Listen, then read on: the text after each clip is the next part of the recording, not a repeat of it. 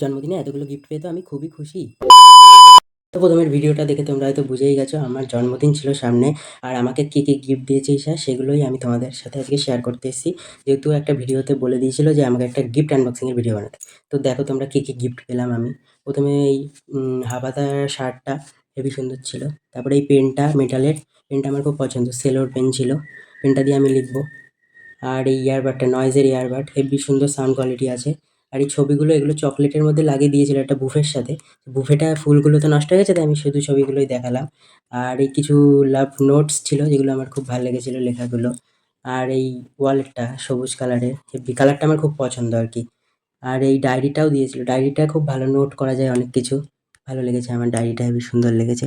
আর এই পেপে জিন্সের টি-শার্টটা এটাও খুব ভালো লেগেছে। কালারটা খুব ভালো আর কি আনকমন। আর এই ব্যাগি জিন্সটা কার্গো এটা হেবি সুন্দর।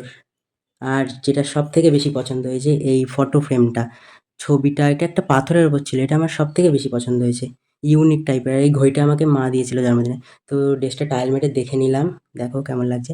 আর এটাও একবার ট্রায়াল মেরে নিলাম শার্টটার সাথে। দুটোর সাথেই হেব্বি লাগছে। টাটা, নেক্সট ভিডিওতে দেখা হচ্ছে।